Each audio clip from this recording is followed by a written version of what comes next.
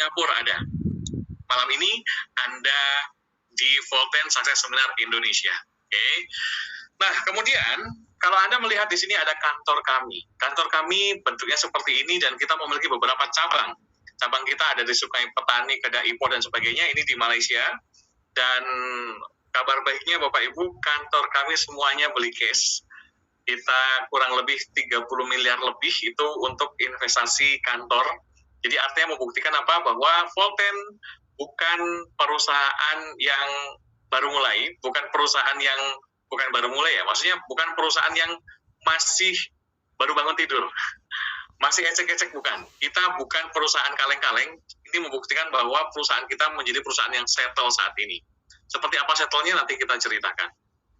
Kemudian bagaimana Volten ini bisa bergerak memiliki banyak penghargaan karena dipimpin oleh seorang grup CEO dan founder kita, Bapak Ismail Chani. Nah, melalui tangan dingin beliau, Volten sudah memiliki banyak penghargaan. Ini salah satu penghargaannya, ada Outstanding National Entrepreneur Award 2018, kemudian ada juga penghargaan Medfall The World Excellent Award 2020. Nah, ini melalui tangan dingin beliau. Kabar baiknya Bapak Ibu, bicara CEO kita pun sudah memiliki penghargaan dari The Brand Laureate. Apa itu The Brand Laureate? Mungkin Anda baru pertama kali dengar tentang The Brand Laureate. The Brand Laureate ini dengan kategori World Best Brand E-Branding Awards. Kategorinya itu, dan The Brand Laureate ini adalah penghargaan yang diberikan untuk orang-orang yang memiliki dedikasi yang tinggi di dunia. Salah satunya ini mungkin Anda ada yang kenal dari gambar-gambar ini, siapa saja beliau mendapatkan. Ini membuktikan apa? Membuktikan bahwa CEO kita adalah bukan orang biasa-biasa. Beliau memiliki dedikasi dan jam terbang yang tinggi untuk memimpin satu perusahaan. Nah, beliau didukung oleh para top manajemen yang memiliki pengalaman dan dedikasi yang tinggi, Bapak Ibu. Ini top manajemen beliau. Saat ini, Volten kita ada di beberapa negara. Tadi saya bilang target kita ada di 10 negara. Secara resmi, kantor kita yang ada kantornya di beberapa negara, ini ada di Malaysia. Sudah jelas Malaysia sebagai HQ-nya kita. Kemudian ada di Kamboja. Kita sudah resmi juga di sana. Bahkan kita memiliki 3 kantor cabang di Malaysia. Kemudian ada di Indonesia. Nah, pertanyaannya di Indonesia bagaimana, Pak Edi? Indonesia ini di Tangerang City. Kantor kita ada di Tangerang City, dan kabar baiknya, Volten masuk ke Indonesia, dia berani melakukan investasi.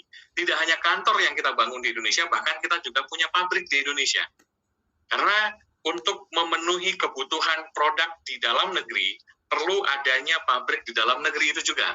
Nah, Volten waktu itu belum ada agent atau member yang aktif sebesar sekarang, tapi Volten berani untuk melakukan investasi itu di Indonesia. Tidak hanya investasi tentang kantor dan pabrik, tapi Volten juga berinvestasi tentang legalitas. Karena legalitas yang kita buat dengan penanaman modal asing, PMA.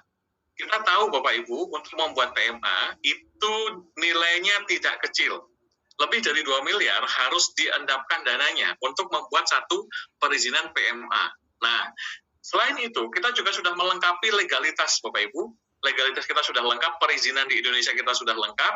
Selain itu, kita juga melengkapi dengan izin CUPL di Indonesia. Dari Kementerian Perdagangan, kita sudah memiliki izin dan up-to-date perizinannya. Yang kedua, kita juga di Indonesia sebagai anggota AP2LI. Jadi, kita sudah lengkap sekali. Perizinan, legalitas, semua kita sudah lengkap. Kita sudah tinggal berjalan saja di Indonesia. Nah, ini kantor kita di Kamboja. Kamboja ada kantor cabang di Kamboja. Nah, bicara tentang Volten, sistemnya menggunakan apa? Sistem yang digunakan oleh Volten adalah sistem agen Netcommerce. Apa itu Netcommerce? Netcommerce itu adalah perpaduan antara networking dengan e-commerce. Loh, kok bisa? Kenapa seperti itu? Kita sama-sama tahu Bapak Ibu bahwa bicara networking, banyak orang yang berhasil merubah kualitas hidup yang jauh lebih baik lagi dari networking. Bicara e-commerce, sekarang hampir semua orang dipaksa untuk online semua. Oleh siapa? Oleh keadaan. Benar kan? Dari awal terjadinya pandemi COVID 2020 yang lalu, semua orang, bahkan rakyat dunia, dipaksa untuk online semua. Dengan melalui online itulah kita mau nggak mau harus bekerja. Dan akhirnya